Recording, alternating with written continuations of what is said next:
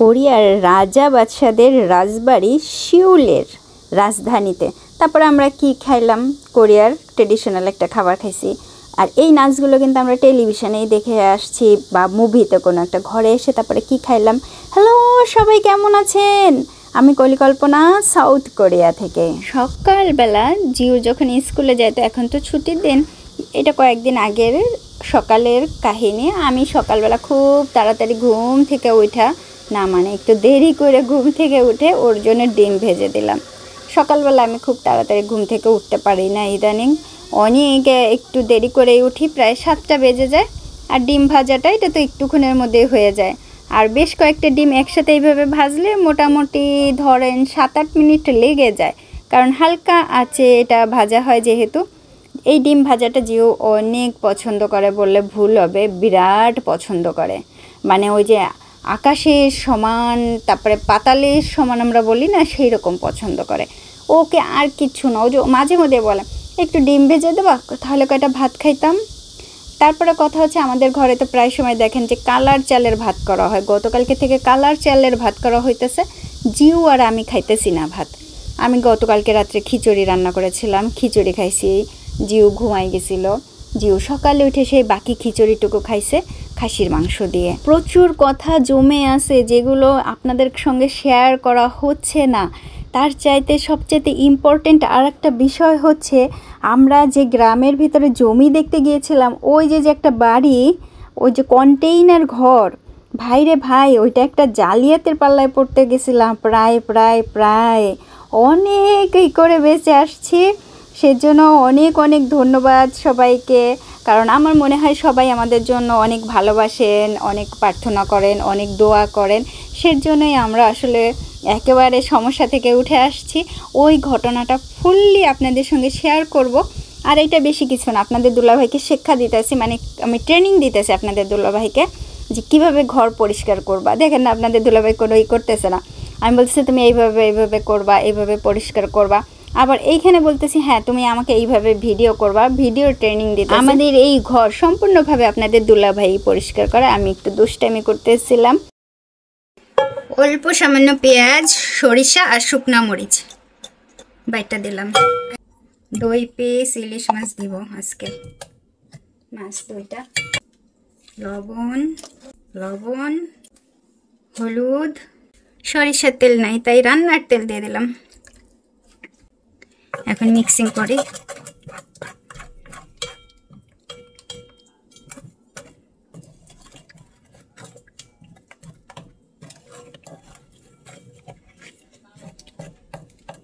এই 2টা কিন্তু ইলিশ মাছ দিছি আজকে পিস, দেখছেন আমি কত ভালো ইলিশ মাছ 2 পিস দিছি। কি দাম মাছের, 2 পিস দিয়ে ফেলছি। কাঁচা কলা, বেগুন টুকরা করে রাখছি, দিয়ে দিলাম। পানি,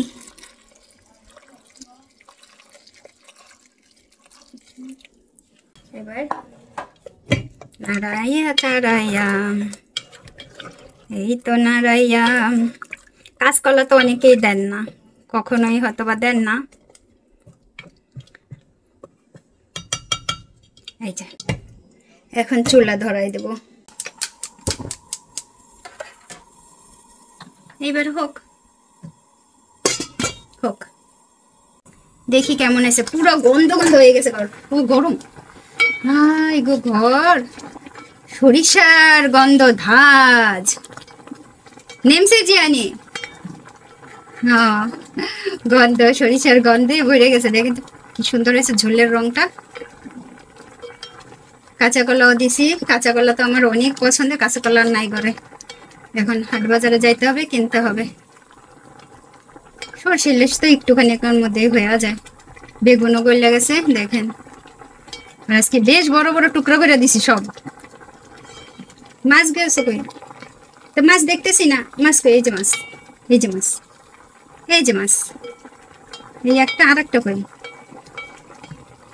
এই যে আর একটা। আরে এটা ভেঙে গেছে, কত বড় মাছ ভেঙে গেছে রে। আহারে ইসে রে।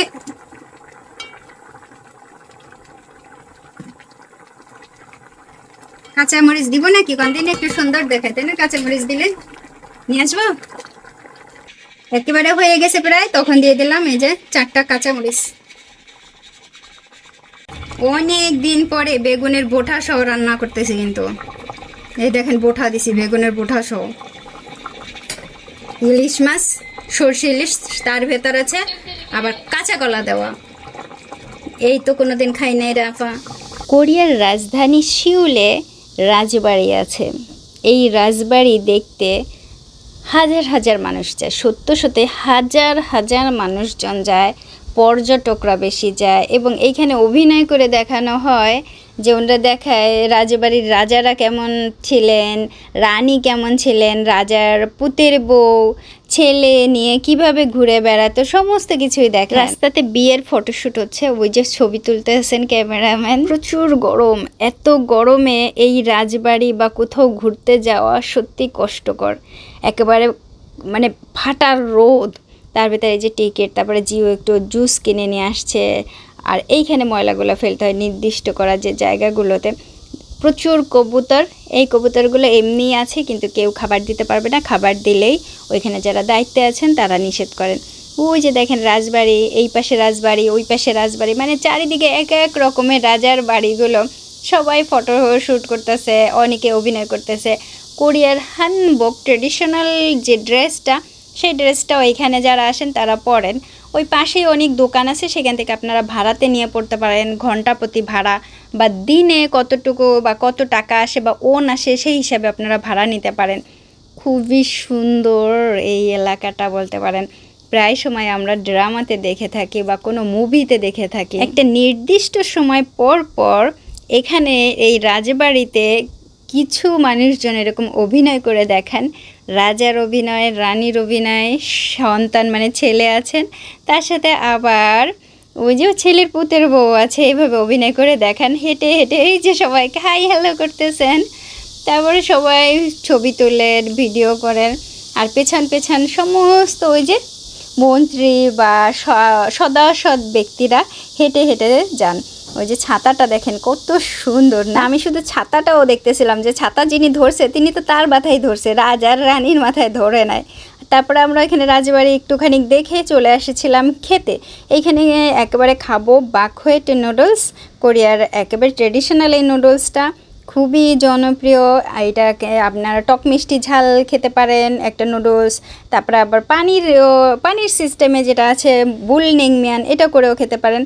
আবার বিবিম্যান, এই যে জিউ খাচ্ছে পানিরটা, আমরা খাচ্ছি একেবারে টক ঝাল মিষ্টির, খুবই মজার। জিউ অল্প একটু খেয়ে আর খেতে পারে না, কারণ প্রচুর রোদে এত কষ্ট। মানে আমি ওই যে বললাম না, এত রোদে আসলে না যাওয়াটাই ভালো। ঘরে বসে থাকেন তাও ভালো, ঘরে বসে পাখার বাতাস খান তাও ভালো, কিন্তু বাইরে একটুও ঘুরতে পারবেন না, এত এত রোদ। ফুললি এনার্জিটাই আপনার চলে যাবে। তারপরে কি হবে, খাবারটাও ঠিকমতো খাওয়া হচ্ছে না, আপনি অসুস্থ হয়ে যেতে পারেন, এত পরিমাণে রোদ। তা ওরা খাচ্ছিল, আমি বলতেছিলাম তোমাদেরকে একটু ভিডিও করে তারপরে আমি খাই। এখন আমার খাওয়ার পালা।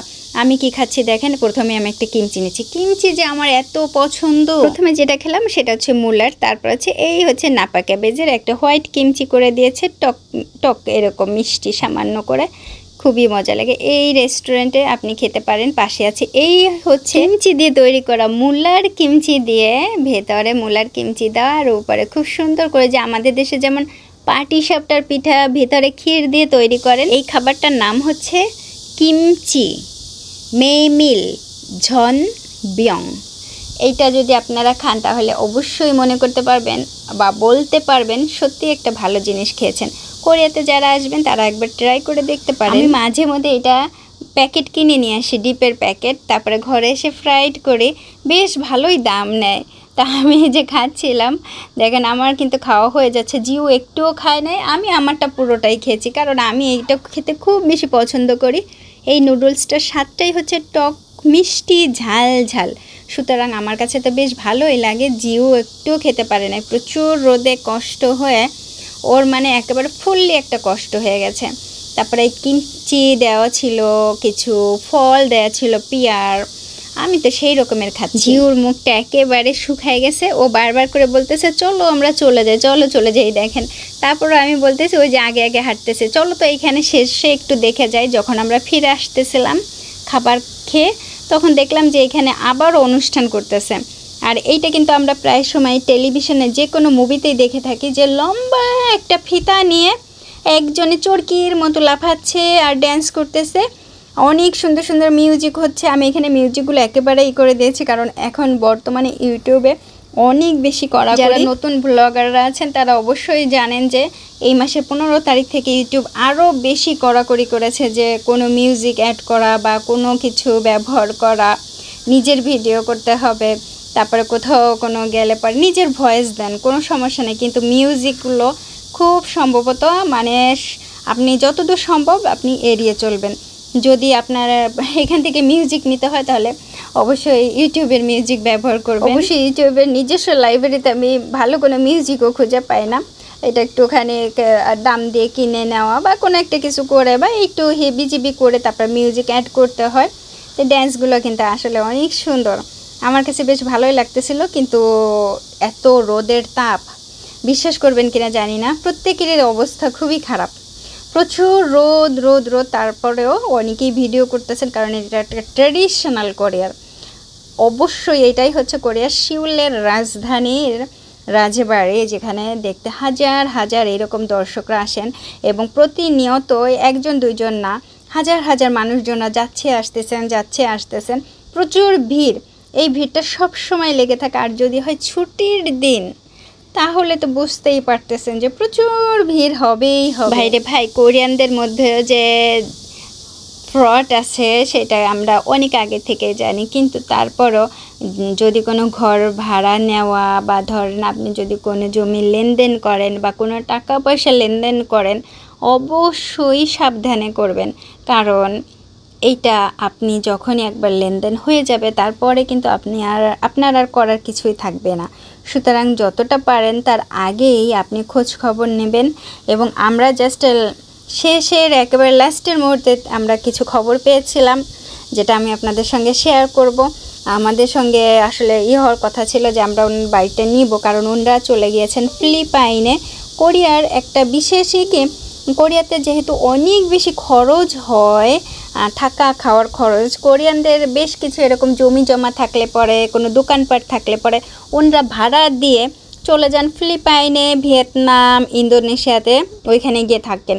কারণ ওই যে ভাড়াটা আসে ওইটা দিয়ে ওই দেশে ওনাদের খুব সহজেই ওনাদের মাসিক খরচটা চলে যায়। কোরিয়াতে এরকম বহুত আছে যে ঘর ভাড়া দিচ্ছে বা দোকান ভাড়া দিচ্ছে এবং তার মালিকরা দেশের বাইরে থাকেন, মানে কোরিয়ার বাইরে থাকেন। তো আমরা ওই যে ঘরটা নিতে চাইছিলাম, ওইটার মালিকও চলে গেছেন ফিলিপাইনে। যিনি ওটার ব্যবস্থা করে দিচ্ছিলেন তিনি হচ্ছেন দালাল, ওই যে যারা প্রপার্টি কেনা বেচা করে, ভাড়া দেয় তাদের কাছ থেকে। তো আমরা না আসলে বড় বাচ্চা বেঁচে গেছি। ওইটা ডিটেলস একটা ভিডিও নিয়ে আমরা আসব। তা আমরা এখানে কাজটা শেষ করে এখানে কার পার্কিংয়ে কিছু ওন দিলাম, জিও এটা সমস্ত কিছু করে দিল। জিও আবার এগুলো ভেরি এক্সপার্ট জিও এতে। এই যে আমি জাল নিভাই দিছি, এই হচ্ছে লাস্টের অবস্থা। একটা ছবি তুলে নি, কি বলেন? একেবারে গরম গরম ভাত রান্না করছি, ভাত লয়ে নি। এই পড়িস না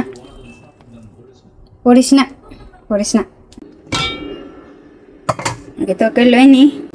এই যে তরকারি, মাছ যেহেতু ভেঙে গেছে এখান থেকে আমি আগে এইটা খাবো, এইটা আমার খাইতে ইচ্ছা করতেছে। এই বেগুনি সলটা উঠে গেছে। হ্যাঁ সবই উঠছে ভালো। আজকে কারোর জন্য কিছু রান্না করি নাই, আমার জন্য শুধু তরকারি রান্না করছি। এই হচ্ছে ভাত। না তো ভাতটা ওখানে শেষ হয় না। এই দেখেন বড় একটা মরিচ লইছি, মাছ ওর দিকে আনছি। আর আবার তো খাবো, আমি নিজেই খাবো, আর কেউ খাবে না। এই তরকারি শুধু আমার নিজের জন্য। ও কাঁচকলা বা এসে গন্ধ হয়ে যাচ্ছে, কি সুন্দর একটা গন্ধ, সেই স্বাদ। যে ভাত মা খাইনি, গরম, প্রচুর গরম। মা খাবো কি, গরমে আমি বসতে পারি না, উঁচু হইয়া বসতে পারি না। ভাত দেখা যায় আমার ভাত।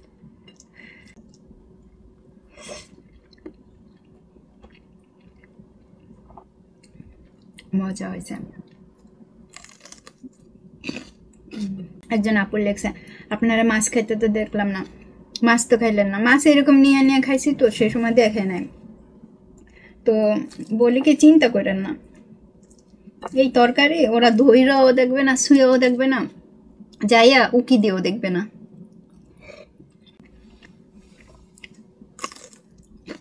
বেগুনের বোটা দিছিলাম না, খুব মজা লাগে।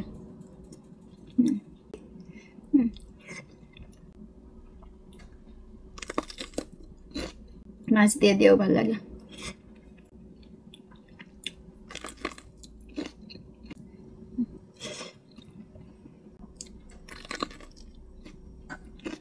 লাগছে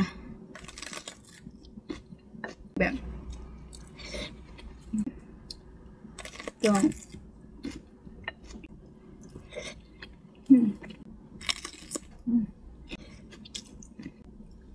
কাঁচা কলা